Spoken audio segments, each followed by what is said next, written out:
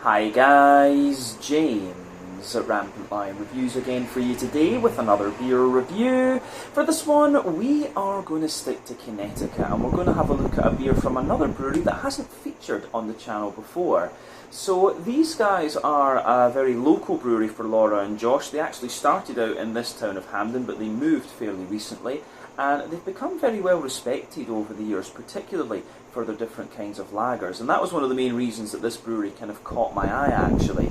So the beer we're going to have a look at today is a style that I very much enjoy, one that I really have gotten into again over the last couple of years. And it's also one of their flagship beers. And I think it's always nice to start off by trying some of the kind of flagship things when you encounter new breweries. I did actually taste this beer already when I was filming up at the brewery. We tried this one in an out and about video, but I'm not sure whether that will publish before this one. But anyway, I know this is a nice beer and I'm looking forward to doing this one as a proper sit down review for you.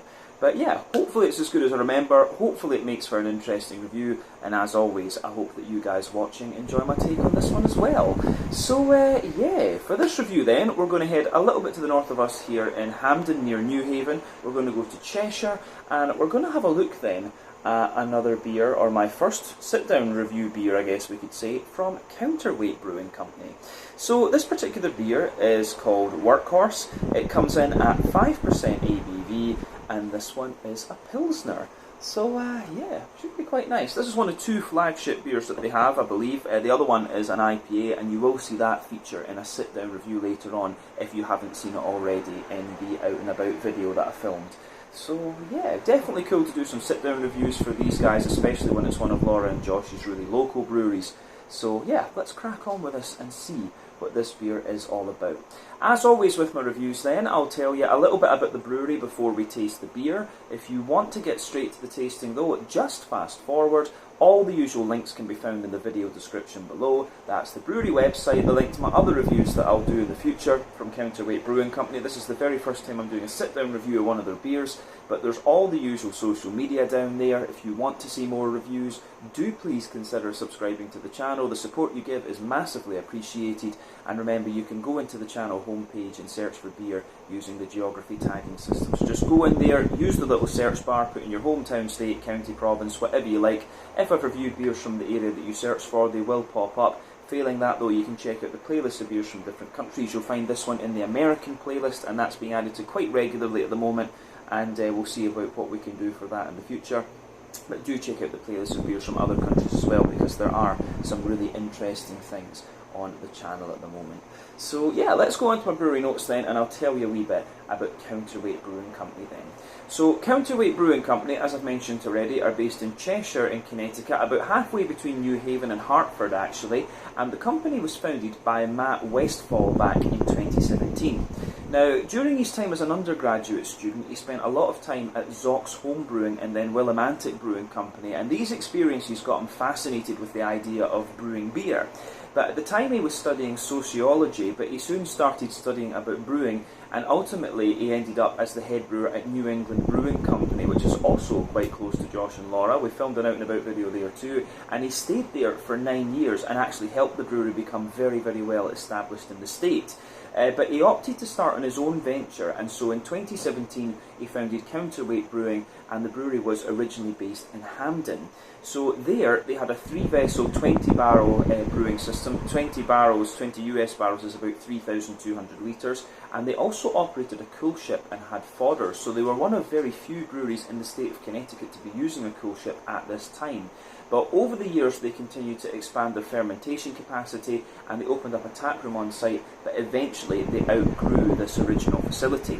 So in the spring of 2022 they moved to a new facility in Cheshire with about 30,000 square feet of floor space, and they've got a new 4-vessel 30-barrel brewing system. That's 4,750 litres-ish, and they've got an on-site tap room there as well, which has 2 bars on different floors, and it is just a really nice venue actually, so I would recommend that you go and check it out if you get the chance. But as of September 2023, they've produced around 200 different kinds of beer according to Untappd. And like I said to you, they do a diverse array of different styles, but they have really become well known for their lagers. And you get that impression when you actually go to the tap room. Most of the beer is different kinds of lager actually, which is not a bad thing. Lagers are really, I think it was maybe a year or two ago, it was fair to say that lagers were a bit underappreciated, but I get the impression that that's changing quite a lot actually. But yeah, that is everything I can really tell you about Counterweight Brewing Company for the moment. If you want to learn more about these guys, you can check out the brewery website, you can follow them on Facebook and Instagram to keep up to date with all the latest goings on, and you can check out the Rate Beer, Untappd and Beer Advocate pages to learn a little bit more about all the different beers that these guys have done. And I would recommend that you go and check out their location. It is pretty nice. And a big shout out to Larry from the brewery as well, who he was the one who basically supplied us with these beers. We got quite a lot of beers when we went up there to visit, and that was pretty awesome. So yeah, Miles as well was the one who set that up, which was great. But yeah, that is everything we need to say about the brewery for the moment. Let's go on and actually have a little look at the beer itself. So, just to let you have a little look at the artwork on the can there. As you can see, it's quite classic and a little bit kind of old school American. I don't know if you could describe that as Western. I mean, that's how I would interpret it anyway. But remember, I'm a little bit artistically illiterate. My artistic side was far more, yeah, it was far, I was a bit better with music, to be quite honest with you. But yeah, there you can see Counterweight Brewing Company symbol, the Workhorse Pilsner logo there, clean silver top on the can. Incidentally, this one is a 473ml, 1 American pint, 16 fluid ounces in freedom units if you really want to can this. But yeah, they usually sell it in 4-packs. That's one of the kind of annoying things in America, that you have to buy 4 of the same beer. You don't really get mixed 4-packs over here. So I would always recommend that breweries do that actually. But yeah, 5% Pilsner beer, this one. Really, really nice looking. So yeah, let's get this guy out into the glass and see what it says. See what it's like. On the back here it says, our Workhorse Pilsner is forged to throw traditional ingredients, floral noble hop character mingle with clean German malt flavour, refined yet unfiltered, hoppy yet balanced, brewed to be seriously drinkable. So it's always what you want.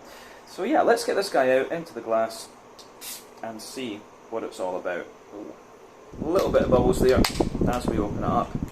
But yeah, so for those of you who don't know, the Pilsner as a style actually originated in the Czech city of Pilsen. At that time, it was part of the Austro-Hungarian Empire, and the city was lived in by a mixture of ethnic Czechs and ethnic Germans. So the Pilsner was developed, I want to say, in the 1840s or 1860s, I think 1840s is right, and it was developed by a Bavarian brewer who moved to the city, and that beer, of course, was what became Pilsner Urquell, or Plzeňský Prazdroj in Czech. So yeah, that was the very first Pilsner, and if you translate the words into English, it basically means like original source. So yeah, original Pilsner. But yeah, the brewer, that German brewer, was apparently a bit of an arsehole, and he got turfed out of the town a year or two later, and then the Czechs started brewing it. So yeah, there you go. The Pilsner is originally a Czech style, and if we're talking about the more modern takes on the style, the Czech ones tend to be a little bit more kind of yeasty and creamy in their mouthfeel, but a bit more floral and spicy, whereas the German ones tend to be a little bit more kind of dry and crisp, but the dryness comes mainly from the type of Pilsner malt that they use. So yeah, anyway, that's a brief history of the Pilsner as a style for you. But you can see when this beer poured, it had about a half finger of a frothy, I would have said, kind of cream coloured head. It was quite a soapy head actually, medium-sized bubbles on the surface there and big soapy ones just kind of sitting above that. But yeah, the appearance of this one isn't particularly surprising for the style, to be honest with you. Lovely kind of pale golden straw colour. You can see that it has a little bit of a sort of natural haze to it. 1 or 2 big bubbles sticking toward the side of the glass, and a fairly steady stream of bigger ones just going up toward the top of the glass there. But yeah, it looks pretty nice, I have to say. The colour of this beer is pretty much what you would expect from the style. So remember, colour of your beer depends on a few things. 1, the type of malts that you use. This goes a long way to determining your EBC rating. 2, length of your wort boil is also going to play a role, because the longer you boil the wort, the more the sugar's caramelised, the less you get a darker colour of beer. barrel aging and adjuncts that you put in will have an effect too, but you really don't have to care so much about that when it comes to Pilsners, of course. But yeah, I think that's everything we need to say about the aroma. Let's have a wee look, the appearance, sorry. Let's have a wee look at the aroma of this one and see what it's all about. My brain's not quite woken up yet, I guess. Oh yeah. Aroma-wise, this smells very nice. I know this one was very freshly canned when Larry gave it to us, so this one will be pretty damn good. Yeah. For me, it kind of gives you everything you'd expect. Aroma-wise, this beer, it's not the most kind of crisp Pilsner. If I was to smell this blind, actually, I might guess that this was a Helles or a Czech Svetli rather than a Pilsner. It's not overly aggressive in its bitterness and things like that. And it's not overly aggressive in its dryness. Actually, it's very, very smooth in terms of its aroma. But it kind of gives you all the types of aroma that you would expect, so that's definitely fair. Yeah, on the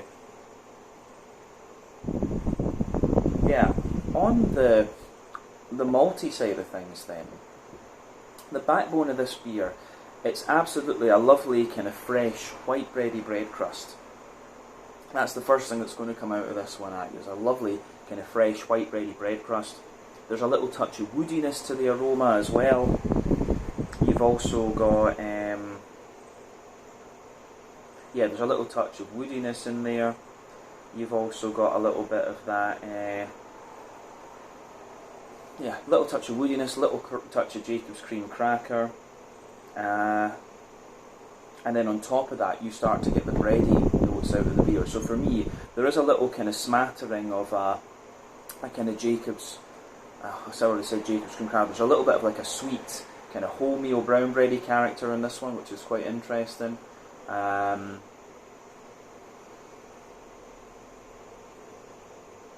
a little bit of a kind of sweet wholemeal brown bread, fluffy white bread sitting on top of that, and then you start to get a little bit of the actual Pilsner malt out of this one. As I said, the Pilsner malt in this beer, it's actually quite, it really is quite dry and, but still, it's got a little bit of the dryness and the crispness that you'd expect, but it's also got a good little bit of, kind of sweetness at the same time, actually. So in the middle of the nose, you're getting a lovely little bit of like concentrated biscuit, like a McVitie's digestive biscuit sort of thing. It's almost a little bit cookie-like, to be honest with you, for those of you that are watching in the States. So yeah, a little bit of a sweet kind of concentrated biscuit in the middle of the nose. You also get a little bit of a grainier biscuit as well. But yeah, underneath that is like sweet brown bread, fluffy white bread, and a little bit of a drier kind of Pilsner malty type character coming out of this one. So yeah, aroma-wise, this goes together really quite well. Yeah, on the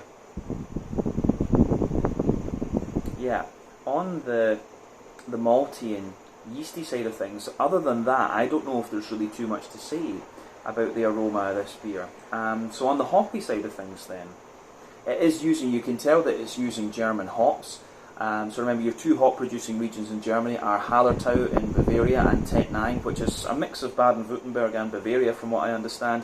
The German noble hops tend to have this lovely, very distinctive, smooth earthiness to them and a little bit of herbal character, so you're absolutely getting a little bit of that in here.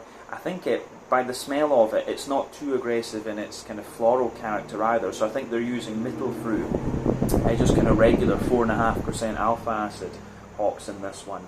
So yeah, you've got this lovely smooth, you've got this lovely little bit of earthiness in there, a little bit of herbal character, and then of course, yeah, you've got a nice little bit of a brighter floral aromaticity, some lovely grassy character as well, and then yeah, the way that this beer goes together in that sense, I think, is really quite nice. It gets a big thumbs up from me. As I say, yeah, hoppy side of this one, it's really nice. The aroma of this beer is very authentic. What I look for in these German beers, or these Central European lagers as I should call them more collectively, is the authenticity. I want these beers to taste as they would in Austria, Germany, Czech and so on. But yeah, on the fruity side of things, the beer is pretty much what you'd expect. You've got a little bit of like a kind of sultana type note, a kind of white green grape, dry white green grape I should say. You've also got a little bit of a kind of oily pear in this one, and then you do have that little bit of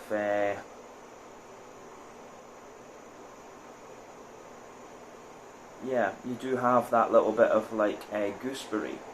So yeah, for me, you've got that little bit of oily gooseberry in there. You've got a good little bit of like a kind of lemony limey type character as well, but not too much actually. That's just at the front of the nose. But yeah, a little bit of gooseberry, a little bit of oily pear, maybe a slightly fresh green apple as well. These are all things that you can expect of the aroma in this particular style category. So yeah, as I always say, take a little bit of time just to enjoy the aroma of the beer before you get stuck in. But I think it is about time for us to try this one out. There's still a wee bit left in that actually. So yeah, as I always say, take a bit of time to enjoy that. But we're going to taste this beer now and see what it's all about. This one is the Workhorse Pilsner, coming in at 5% ABV from Counterweight Brewing Company in Cheshire in Connecticut here in New England in the US. Slàinte, skål, cheers.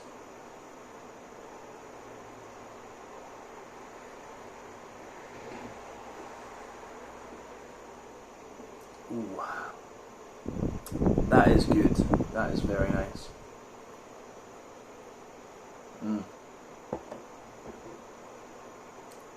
Yeah, gives you everything you would want from the style, so you can see exactly why this one is a flagship. And if you know, the Pilsners and the lagers, generally speaking, are beers that are, from a technical perspective, more difficult to produce. I mean, they ferment at lower temperatures. You've got to be really consistent with the temperature of the fermentation, and they just take longer to produce as well. So you know, these beers are technically hard to produce, and these guys at Counterweight are doing, I know they do quite a few different lager beers very, very well, and you'll see more of them on the channel a little bit later on.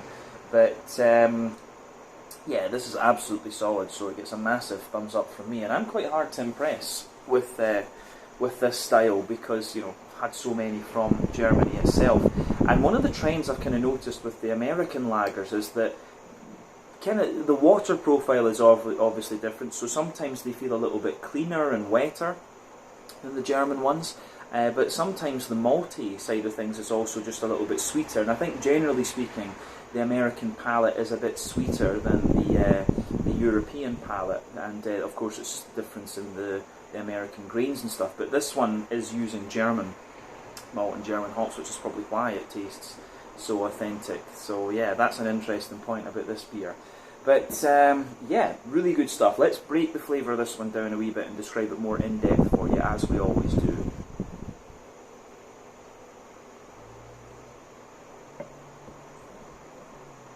So, it actually gets a little bit sweeter the further into the aftertaste that you go with it as well, which is nice. The can's sweating in the heat here, you can see that. But yeah, for me, the backbone of this beer, if we go to the middle third of the palate as we always do, the backbone of the beer, you've got that lovely fresh white bready bread crust in there. The further forward you go, you've got a little bit of a slightly kind of woody character as well, very slight woodiness to it, a little bit of yeah, you've got a little bit of a kind of Jacob's cream crackery sort of thing on top of that as well.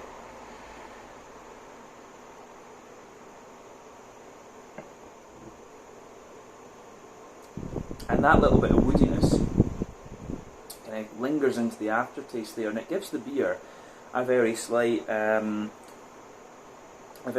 sweetness. So yeah, I really do like how that all pieces together in this one. But yeah, on top of that kind of bread crusty and crackery character, you get a layer of like a you get a little bit of a layer of a kind of wholemeal, brown bready sort of thing coming out of this one. So there's a little bit of that layer of like sweet wholemeal brown bread, and then on top of that you start to get the more, pardon me, you start to get a little bit of a more kind of fluffier white bready character, but the bready character in this one is actually quite sweet. I'd be very curious to know what the exact malt base in this one is. But yeah, the bready characters you get in this beer are very nice and obviously very authentic. So above the white bready layer, you can feel there's a little touch of there's a little touch of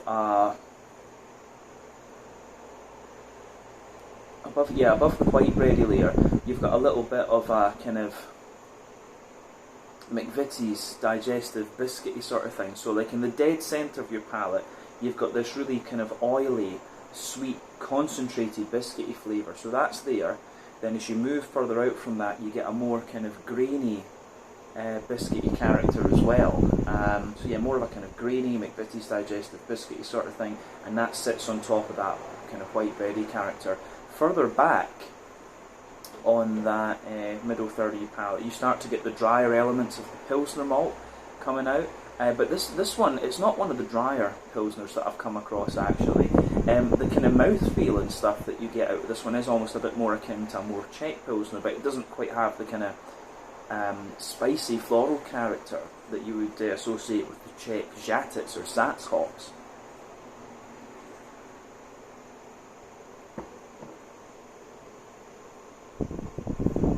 So yeah, for me, that is really nice. I think that covers the middle third of the palate in this beer, to be quite honest with you. So yeah, in terms of the back third of the palate then, so that border region between middle and back third of your palate, you've got a nice little bit of kind of bready build-up in this one. Underneath you've got a more kind of sweeter brown bread, then you've got a white bready character a little bit further up from that. Then you have the backbone of that back third of your palate. You can feel, remember the back third of your palate tends to give you similar flavours to the middle third of your palate, just at different intensities, but do remember that general trend with the palate, that the sweeter flavours come out further forward and the more dry and bitter flavours come out further back. But yeah, as I say, fresh white bready bread crust in there. Yeah, fresh white bready bread crust in there.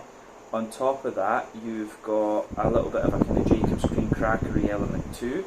Then you have the wholemeal brown bready character in there.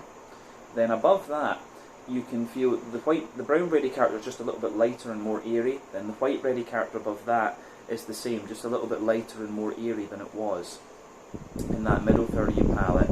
Then on top of that, you can feel some of the kind of dryness of the Pilsner malt just creeps over the top there, and that rounds off the malty side on that back third of the palate. On top of all that, you start to get the yeasty side of the beer, which is quite interesting.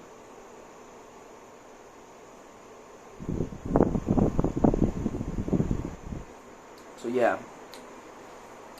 the yeasty side of the beer for me,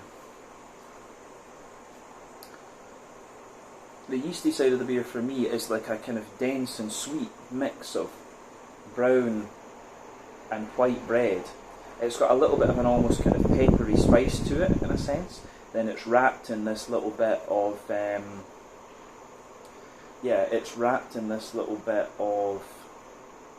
kind of like honeycomb, like a McVitie's digestive biscuity type honeycomb kind of thing.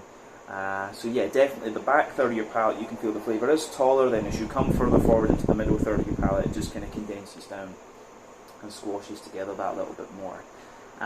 Yeah, hoppy side of things then. Let's have a wee look at that. So the back corners of the palate.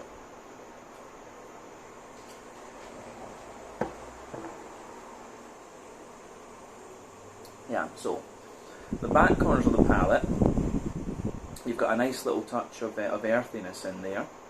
As you move further forward, it's got a wee bit of a more kind of herbal character to it, and as you push further forward toward the kind of front corners of the palate, yeah, as you push further forward toward the kind of front corners of the palate, you've got a nice little bit of floral aromaticity coming out of this one. So the floral aromaticity, as I say, it's actually, it has a little bit of spice to it, but not too much. The more that I drink of this beer, I wonder if it could be like a little bit of Pearl or one of the slightly higher alpha acid German hops. It's definitely German, though it's not, you know, spicy enough to be Czech. I would say the Czech Žatec spice is very, very distinctive.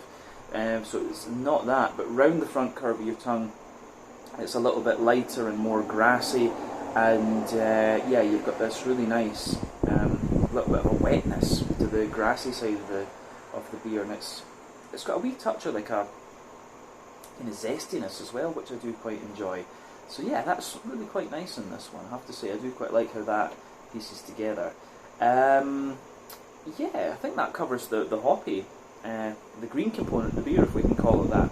So the front third of your palate then, and the fruity side of things. So border region between front third and middle third of your palate, you get a nice little bit of a kind of bready build up in there, kind of sweet wholemealy brown bread. On top of that, there's a little bit of a more kind of white bready character.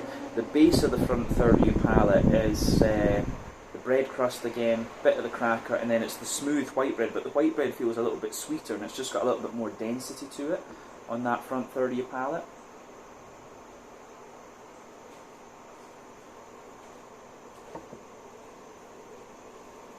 And then yeah, on the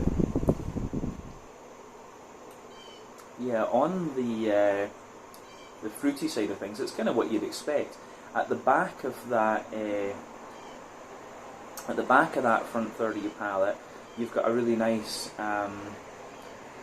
little bit of, there's just like a wee touch of a, you know, sultana type note in there, you know, white, green grapes, so there's a little bit of that. As you move further forward, it gives you a little touch of a kind of oily pear, maybe a wee bit of dried apricot. Then as you reach the very kind of front tip of your tongue, you've got a little bit of gooseberry in there, and maybe a very, very slight hint of like fresh green apple or a wee bit of lime just behind the kind of grassy esters on the front tip of your tongue. But yeah, I think that's everything we really need to say about the flavour of this beer. So just to round off the review then, mouthfeel.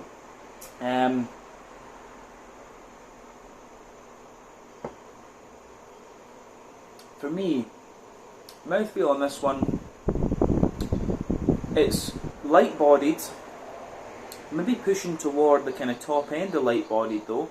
The carbonation is quite crisp in this one, but the beer still has this little bit of oily character to it, which I guess is maybe just due to the local water profile. I don't know if they actually treat their water to use in this beer. But yeah, the IBU in this one I think is maybe about 30-ish IBUs. It kind of feels standard, and it does get a little bit more bitter into the aftertaste. The malt base has a nice little bit of kind of dryness underneath, smoothness in the middle, and a wee bit of sweetness on top. And the fruity character in this one is just a little touch kind of wet and oily, but all of these are things that you would expect. All of these little elements are things you would expect of this style. But as I say, this is a really, really solid Pilsner. And I would certainly wouldn't hesitate to drink this again. Actually, this would be a good local Pilsner if you just wanted a nice lager, I have to say. But yeah, I think we can leave it at that for this one. This has been really nice to drink. So yeah, this one is was the Workhorse Pilsner, coming in at 5% ABV from Counterweight Brewing Company in Cheshire, just to the north of Hampden here in Connecticut. So yeah, let's leave it at that for this one. Once again, thank you for watching my beer reviews. Until the next time, please like, subscribe, share, all the usual YouTube stuff. Let me know your own thoughts on this beer in the comments section below. Let me know what your favourite beers are from Counterweight Brewing as well, and we will no doubt return to these guys again at some point in the near future. We do have a couple of other beers in the fridge to check out from them, so you'll be seeing those a little bit later on. But yeah, go and check out the brewery in Cheshire if you get the chance. Lovely people there. And we'll leave it at that for just now. So check out my social media, check out their social media, have a go at the Workhorse Pilsner, and I'll see you guys again soon. Slàinte, skål, and cheers.